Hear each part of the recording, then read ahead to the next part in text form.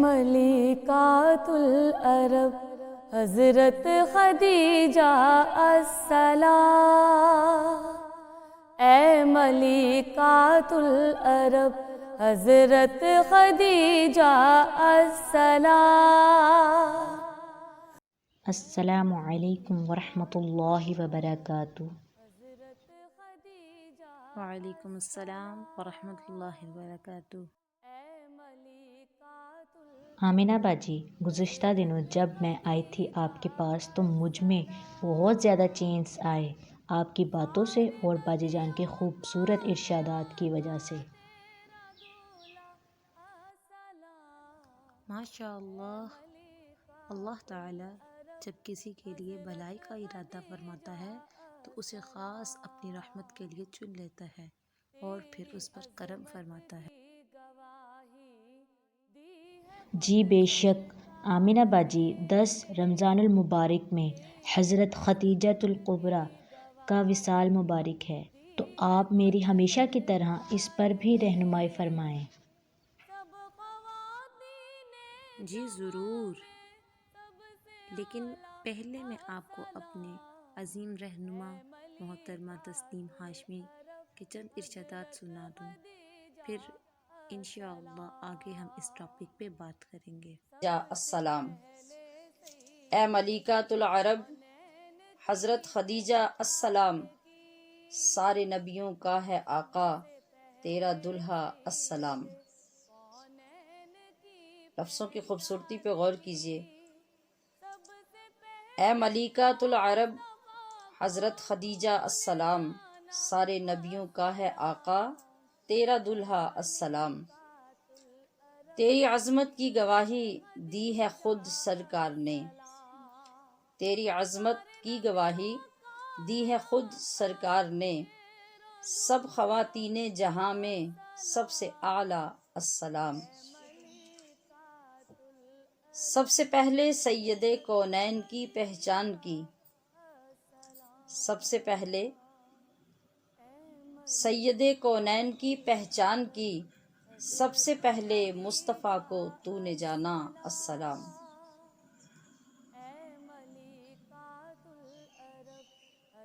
اے ملکات العرب حضرت خدیجہ السلام، سارے نبیوں کا ہے آقا تیرا دلہا السلام۔ ماشاء اللہ آمینہ باجی، لوگ کہتے ہیں کہ آپ صلی اللہ علیہ وسلم کی پہچان حضرت خدیجہ رضی اللہ تعالیٰ عنہ نے کی ہے، تو اس پر رہنمائی فرمائیں کہ کیسے حضرت خدیجہ رضی اللہ تعالیٰ عنہ نے آقا صلی اللہ علیہ وآلہ وسلم کی نبوت کی پہچان کی۔ خاتون اول کو رب کا سلام۔ جی ہمیشہ کی طرح ہم اس کی وضاحت بھی مبلغہ اسلام شیخۃ الحدیث محترمہ تسنیم ہاشمی کی خوبصورت گفتگو کی روشنی میں حاصل کرتے ہیں، اور آپ کو صورتحال سے آگاہ کیا۔ تو اس وقت جو آپ تشریف لائے تھے، آپ پر وہ لمحہ ظاہر ہو گیا تھا جس میں آپ کو نبوت کا اعلان کرنے کا باضابطہ حکم دے دیا گیا تھا وحی آنے کے بعد۔ تو وہ جو چہرہ نبوت تھا، یعنی ایک تو حضور صلی اللہ علیہ وسلم کا چہرہ مبارک تھا، وہ تو آپ عرصے سے دیکھ ہی رہی تھی، مگر اب نبوت ملنے کے بعد سب سے پہلے چہرہ نبوت کو جس نے دیکھا وہ خدیجۃ الکبریٰ ہے۔ پھر آپ حضرت ورقہ بن نوفل کے پاس تو گئیں آپ کو لے کر، اور سارے احوال بیان کیے، اور انہوں نے یہ ڈکلیئر کیا کہ یہ اللہ کی طرف سے وحی ہے، اور آپ صلی اللہ تعالی علیہ وسلم کو اب نبوت کا اعلان کرنے کا حکم دے دیا گیا ہے، اور آپ اللہ کے آخری نبی ہیں، آپ کے بعد قیامت تک اب کوئی نبی نہیں آئے گا۔ مگر اس کے علاوہ بعض روایات میں آتا ہے کہ آپ ایک اس شخص کے پاس بھی تشریف لے گئیں جو سابقہ کتب کا عالم تھا، متبحر عالم تھا۔ اس کے پاس جا کر سوال کیا کہ یہ جبریل کون ہے؟ یعنی جب آپ صلی اللہ تعالی علیہ وسلم نے ذکر فرمایا اور ورقہ بن نوفل نے بھی ذکر کیا، ایک روایت میں ہے کہ وہ آپ کے چچا تھے اور ایک روایت میں ہے کہ وہ چچا کے بیٹے تھے، تو انہوں نے بھی اس چیز کا اظہار کیا، حضرت جبریل کا نام لیا، تو انہوں نے وہاں جا کر ذکر کیا حضرت خدیجۃ الکبریٰ نے کہ جبریل کون ہے، تو انہوں نے کہا کہ تمہیں کس نے بتایا جبریل بھی کوئی ہے؟ انہوں نے اپنا ماجرا سنایا، اس نے کہا کہ آپ کو مبارک ہو کہ جس شخص کا ذکر آپ کر رہی ہیں وہ اللہ کے آخری نبی ہیں، وہ محبوب ہیں، وہ نبیوں کے سردار ہیں اور آپ ان کی زوجہ بننے والی ہیں۔ تو جبریل فرشتوں کا وہ سردار ہے اور وہ مقرب فرشتہ ہے جو اللہ کی جناب سے اللہ کے نبیوں کی بارگاہ میں پیغام لے کر آیا کرتا ہے۔ تو آپ کو یقین ہو گیا کہ میں نے آج تک جو کچھ دیکھا، جو خواب دیکھے، جو مجھے الہام ہوئے اور لوگوں نے مجھے بشارتیں دیں، وہ سب سچ ہو گئیں۔ اس لیے شاعر نے کہا کہ سب سے پہلے سید کونین کی پہچان کی اور سب سے پہلے مصطفیٰ کو تو نے جانا، السلام۔ ماشاء اللہ، بہت خوب۔ آمنہ باجی، ایک اور سوال ہے کہ اسلام کو سپورٹ حضرت خدیجہ رضی اللہ تعالیٰ عنہ نے کیسے دی تھی؟ جی، آپ رضی اللہ تعالی عنہ نے اپنی دولت اور جائیداد کے ذریعے آپ صلی اللہ تعالی علیہ وآلہ وسلم کی بہت سپورٹ کی، لیکن مزید انفارمیشن کے لیے ہم اپنی باجی جان کی زبان اطہر سے ہی سنتے ہیں۔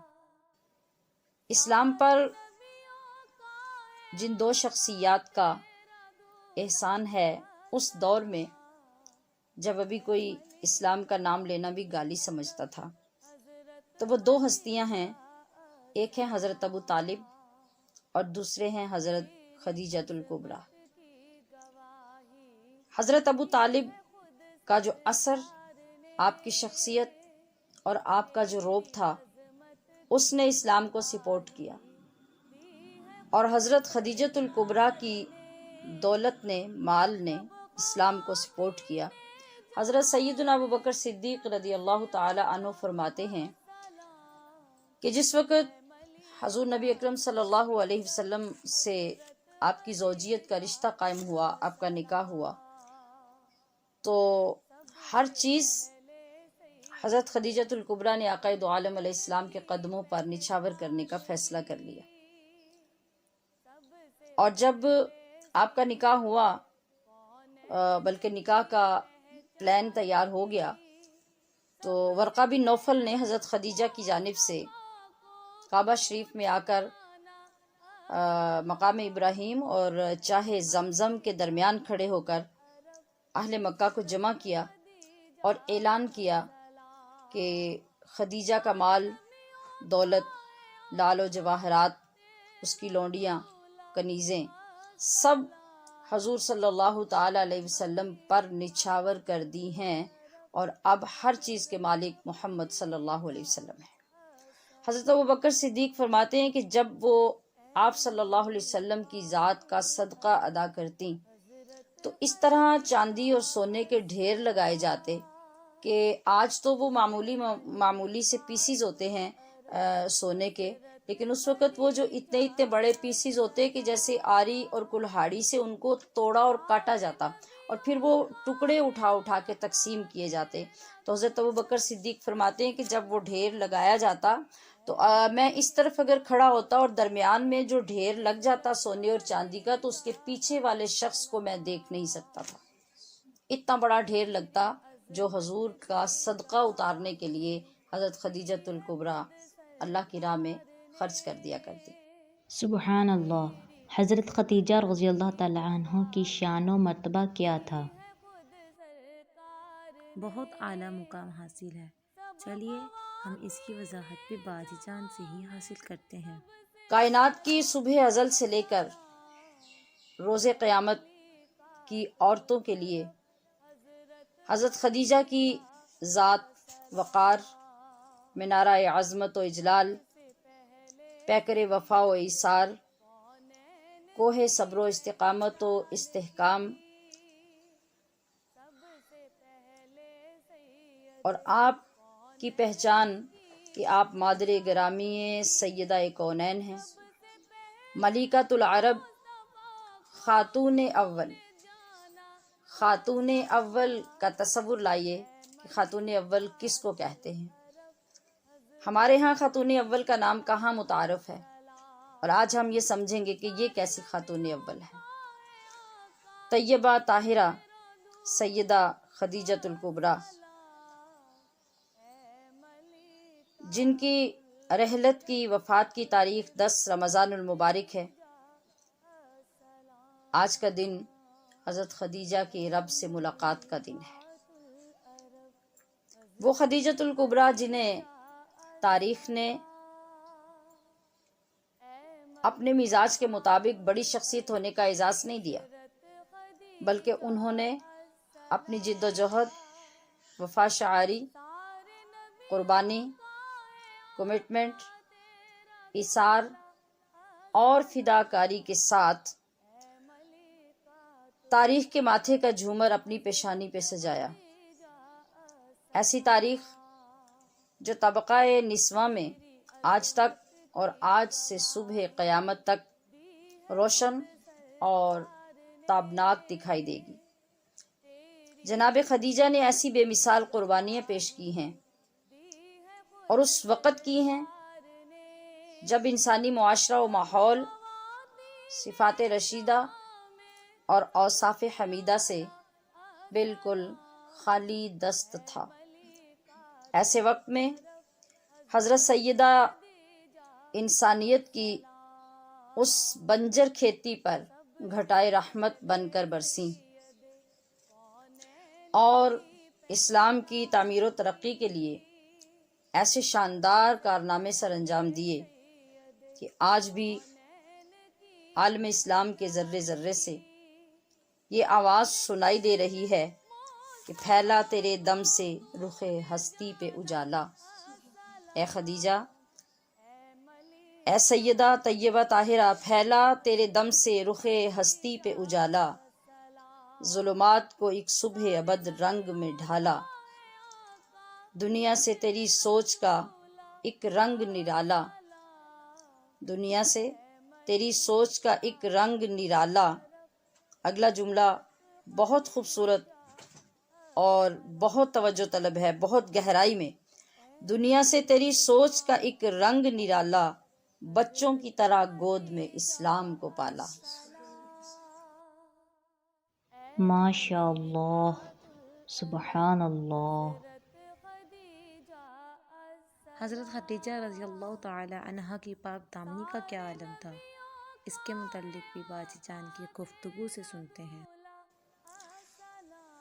تو اس دور میں بھی حضرت خدیجہ کو طاہرہ کہا جاتا تھا، طاہرہ۔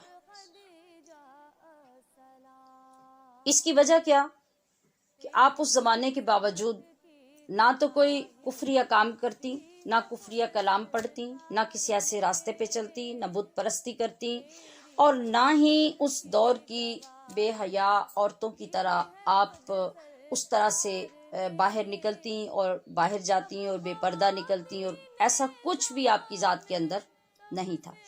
ہم دیکھتے ہیں کہ آج ہمارے جیسے لوگ جو ہوتے ہیں ان کے پاس 4 پیسے آ جاتے ہیں جب تو سٹیٹس تبدیل ہو جاتے ہیں، خواہشات بدل جاتی ہیں، اور اٹھنا بیٹھنا گفتگو کرنے کا انداز تبدیل ہو جاتا ہے۔ مگر وہ کیسی خاتون تھی کہ جس کے مال و دولت کا یہ حال تھا، ہزاروں کی تعداد میں جس کے محل میں غلام اور لونڈیاں رہتے تھے، اس کے اپنے محل کا، اپنی زندگی کا اور اس کی پراپرٹی کا عالم کیا ہوگا۔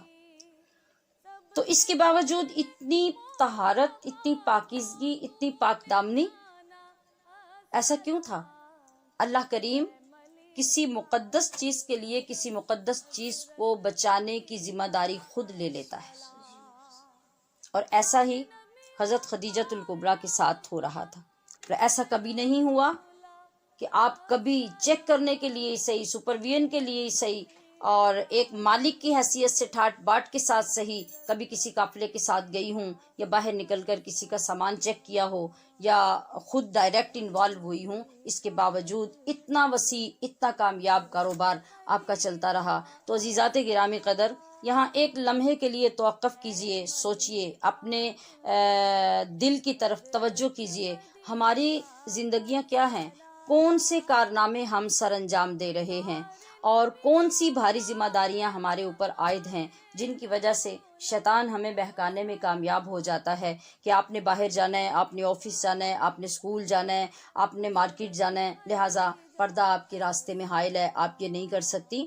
تو یہ سب کچھ شیطان ہم سے کرواتا ہے اور نفس کرواتا ہے۔ جس وقت آپ اور ہم سب اس بات کا ارادہ کر لیں کہ اتنے بڑے بڑے لوگ اتنے بڑے بڑے کام جو ہیں وہ اس انداز سے کر سکتے ہیں، تو ہماری تو کوئی کارکردگی ہی نہیں ہے زندگی میں۔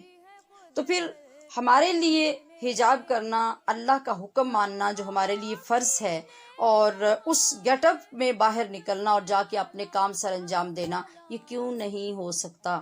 یہ سب ہو سکتا ہے، ہم بہت آسانی سے یہ کر سکتے ہیں۔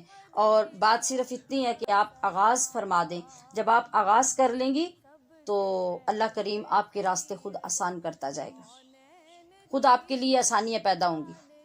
جب آپ یعنی حجاب کو بھی فیشن نہیں، سٹائل نہیں، صحیح اللہ کی رضا کے لیے، اللہ کے حکم کو پورا کرتے ہوئے جب آپ ایک تقوی کی علامت کو ظاہر کریں گے اور اس گیٹ اپ پہ جائیں گے کہ واقعی دیکھنے والے کو پتہ چلے کہ ایک باحیا مسلمان عورت با پردہ بھی ہے، تو آپ بہت ساری جگہوں پہ کھڑے ہو کے جا کے دیکھ لیجئے، بس سٹاپ پہ کھڑے ہو جائیے، آپ مارکیٹ میں چلے جائیے، کہیں کام کرنے کے لیے، کوئی بل جمع کرانے کے لیے کسی آفس میں چلے جائیے، تو برائی تو کہیں نہ کہیں ہوتی ہی ہے، اس کی گارنٹی تو دنیا میں کہیں نہیں دی جا سکتی، لیکن موسٹلی لوگ آپ کو احترام کرنے والے نظر آئیں گے۔